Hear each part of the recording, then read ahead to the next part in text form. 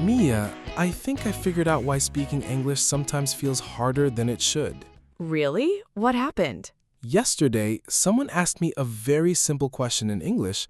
I knew exactly what I wanted to say, I had the vocabulary, I understood the question, but I started thinking about how to make my answer sound perfect. And how long did that take?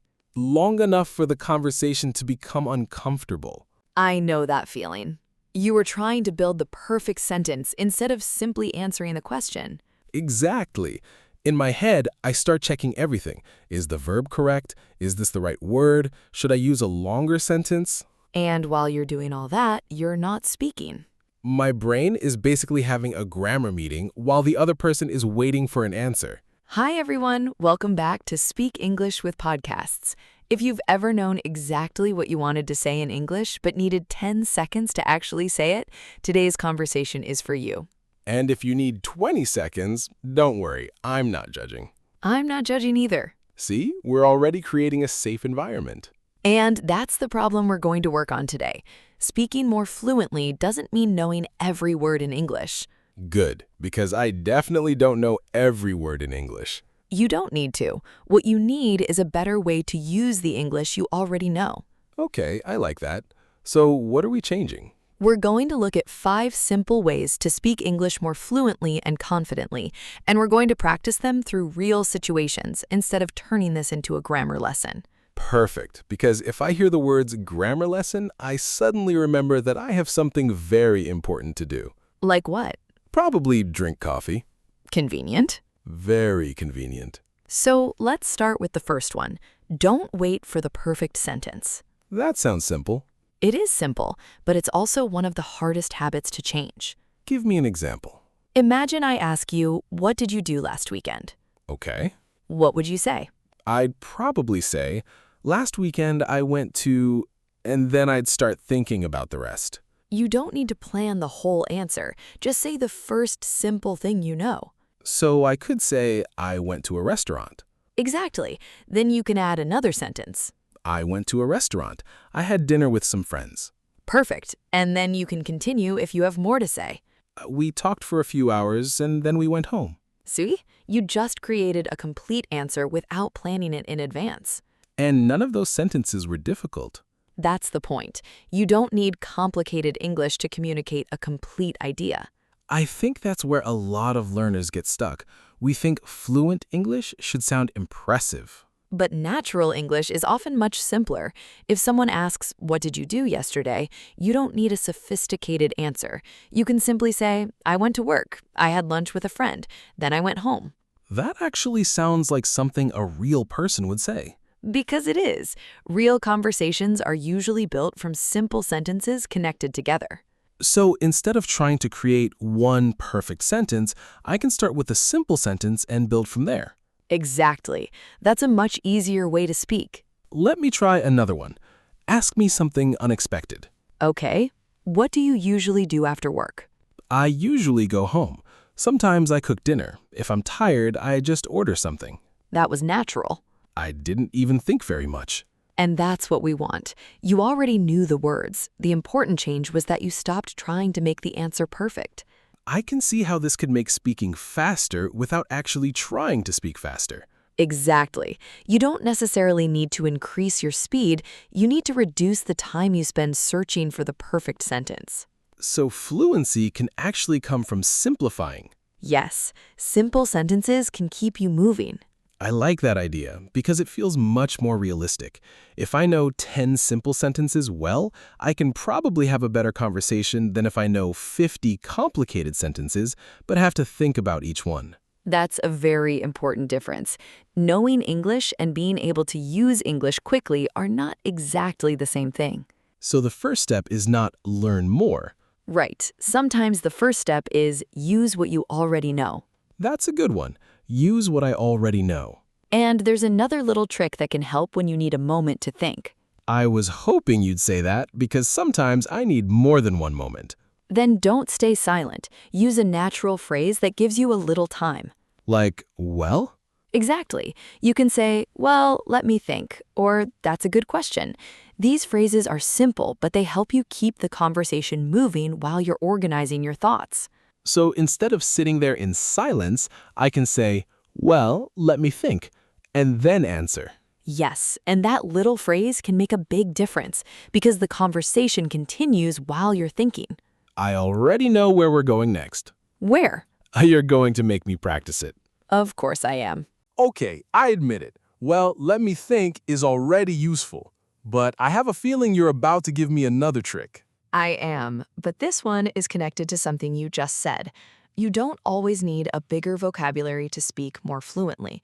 Sometimes you need to make better use of the words you already know. So we're not adding 1,000 new words today? Definitely not. Your vocabulary can relax. Excellent. My vocabulary has been under a lot of pressure lately. I can tell. So what's the next strategy? Use simple English when you don't know a more complicated word. That sounds obvious, but I think I do the opposite. Most learners do. They know an idea in their first language, then they try to find the exact English word for that idea. If they can't remember it, they stop speaking. That happens all the time.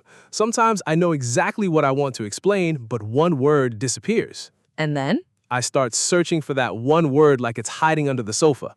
you don't need to find it. Yeah, I don't? Not always. You can explain the idea using words you already know. Give me an example. Imagine you forget the word receipt. Okay, that's actually a word I might forget. Instead of stopping completely, you could say, the paper they give you after you pay. That's much easier than sitting there thinking, receipt, what is receipt? Exactly. The other person will probably understand you. So I don't have to know the exact word to communicate the idea. Right. You can describe it, explain it, or use simpler words. Let me try. Suppose I forget the word umbrella. Go ahead. I could say the thing you use when it's raining. Perfect. And if you forget pharmacy? You could say the place where you buy medicine. Okay, that's actually powerful. It is. You're keeping the conversation alive instead of stopping because one word is missing. I think that's a huge difference between knowing English and using English. Exactly. When you're speaking, your goal isn't to prove that you know the perfect word. Your goal is to communicate. So if I forget a word, I can go around it. That's a great way to think about it. You don't have to hit the exact word every time. You can take another road. I like that. And honestly, native speakers do that too, right? All the time. Everyone forgets words sometimes. Even native speakers? Of course, you might know the word in your language but not remember it immediately. That doesn't mean you suddenly forgot your language. So maybe I shouldn't panic when one English word disappears. Exactly. Just keep talking. Let me try a real conversation. Okay, tell me about something you bought recently. I bought something for my kitchen. I don't remember the English word for it. That's okay. Describe it. It's a machine. Well, not really a machine. You put food inside it, and it makes the food hot very quickly. A microwave. Yes, microwave. See, I didn't know the word, but I could still explain it. Exactly. And notice what happened. You didn't stop the conversation. You kept speaking, and I helped you find the word. That's much better than sitting silently for 10 seconds. And that's one of the habits that can make you sound more fluent. You learn how to keep moving even when you don't know everything.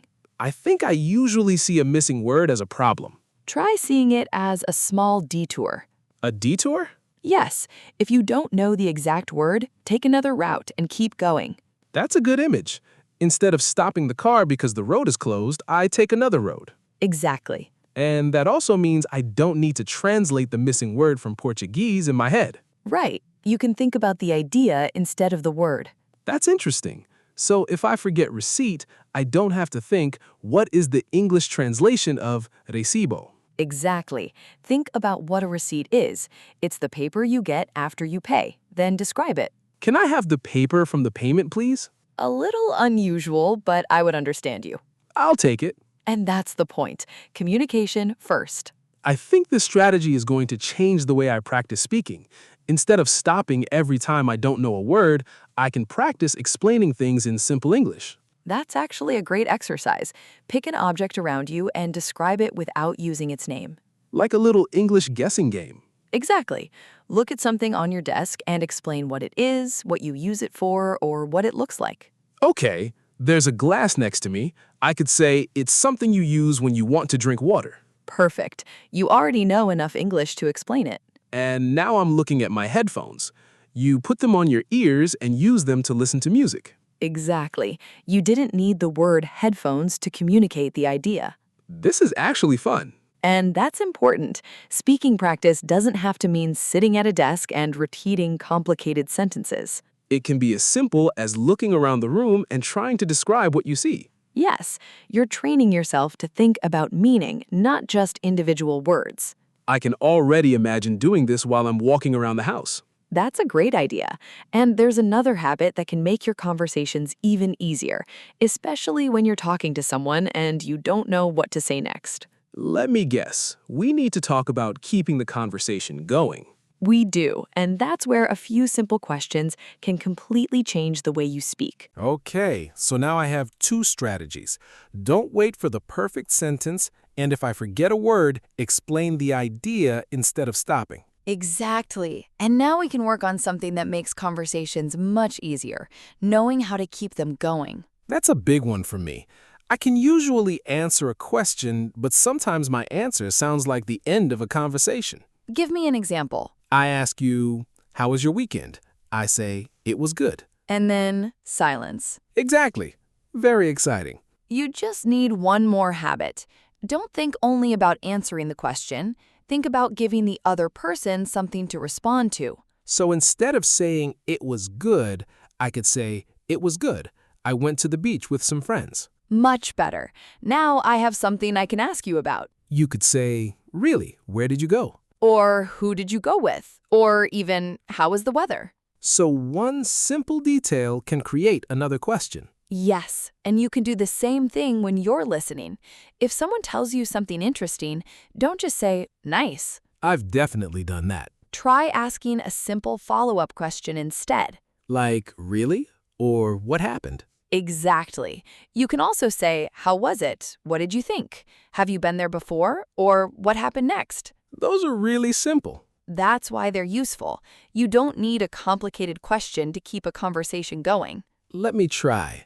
Mia, what did you do last weekend? I went to a new restaurant with some friends. Nice. And that's where you would normally stop. Right. I was about to say nice. Instead, you could ask, how was it? Okay. How was it? It was really good. The food was amazing. What did you have? I had pasta with seafood. That sounds good. Was it expensive? A little, but it was worth it. See? We just kept going. Exactly. You didn't need advanced English. You just needed a few simple questions. And I noticed something else. Every question gave you an opportunity to say more. That's the secret. A good conversation isn't just one person answering questions. Both people give the other something to work with. So if I say, "I went to a restaurant," and stop there, I'm making the conversation harder. A little, but if you say, I went to a restaurant with some friends, the food was amazing, you've already given the other person two possible directions. They can ask about the restaurant or the food. Exactly. I think this also works when I'm the other person asking questions. It does. And there's one expression that can help a lot. How about you? That's one I hear all the time. And it's extremely useful. If someone asks, what do you usually do on weekends? You can answer and then return the question. I usually stay home and watch movies. How about you? Perfect. Now the other person has a natural reason to continue talking. So I don't have to invent a completely new question every time. Exactly. How about you is simple, natural, and incredibly useful. Let me test it. What do you usually do after work? I usually go for a walk or meet a friend for coffee. How about you? I usually go home, but sometimes I go to the gym. See? Now I can ask, what kind of exercise do you do? And I can answer that without needing to think of a new topic. That's why follow-up questions are so powerful. They help you stay inside the same topic instead of jumping from one subject to another. I think that's another thing that makes conversations easier. I don't need to find a new topic every 30 seconds. Not at all. You can stay with one topic and explore it a little more. So if we're talking about coffee, I can ask what kind of coffee you like. If we're talking about travel, I can ask where you went. If we're talking about movies, I can ask what you watched. Exactly. You already have the topic, you just need one more question. That sounds much easier than trying to become the world's most interesting conversationalist. Please don't put that pressure on yourself. Good. I wasn't planning to. And there's another important part of fluency. Sometimes you know what you want to say, but you make a mistake in the middle of the sentence. That happens to everyone. It does. The question is, what do you do next? I usually want to stop and start the whole sentence again. You don't have to. You can correct yourself naturally and keep going. Give me an example. You could say, I went there last Saturday. So I just correct the word and continue. Exactly. You don't need to apologize or restart the entire conversation. Let me try. Yesterday I went to the supermarket. Perfect. You corrected yourself and kept moving. That feels much more natural than stopping everything because of one mistake. And that's the fourth strategy. Don't let small mistakes stop the conversation. I like that one.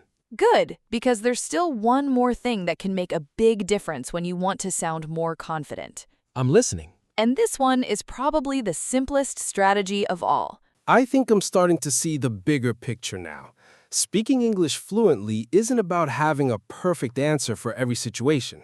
Exactly. It's about knowing how to keep communicating even when you don't know the perfect word or the perfect sentence.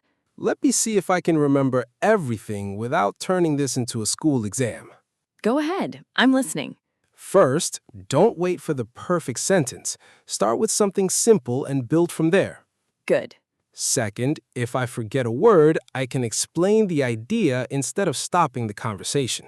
Right. Third, I can keep the conversation going by adding details and asking simple follow-up questions. Exactly. And fourth, if I make a mistake, I can correct myself and keep talking instead of restarting the entire sentence. That's it. Which means the real goal isn't to speak without mistakes. It's to keep going despite the mistakes. That's a much better goal. And there's one more strategy I want you to remember. Don't wait until you feel confident to start speaking. Confidence usually comes after you practice speaking, not before. So I shouldn't wait for that magical day when I suddenly feel completely ready. No, that day might take a while. Fair enough. Start with what you know. Use simple sentences. Ask questions. Explain things when you forget a word. Correct yourself when you make a mistake. Every time you do that, you're training yourself to keep speaking. I like that because it makes fluency feel much more realistic. It's not some huge finish line. It's a collection of small habits. Exactly. And you can practice those habits anywhere. You can talk about your day while you're making breakfast. You can describe things around your house. You can answer questions out loud while you're walking. You don't need a classroom every time you want to practice speaking. I actually like the idea of talking to myself in English. It's a great way to practice. Just don't start arguing with yourself. Why not? Because then you're going to need a third person to settle the argument. That's true, and finding a third person who speaks fluent English might be difficult. You already have me. Good point. Try something simple. Look around you and describe what you're doing. I'm making coffee. I'm looking for my keys. I'm getting ready for work. These are simple sentences, but they train your brain to produce English without waiting for a translation. And I can make it more interesting by adding details. Exactly. I'm making coffee. I'm really tired today. I have a meeting at 10. Now you're practicing connected ideas instead of isolated sentences. That's actually how a real conversation works. Right. One idea leads to another.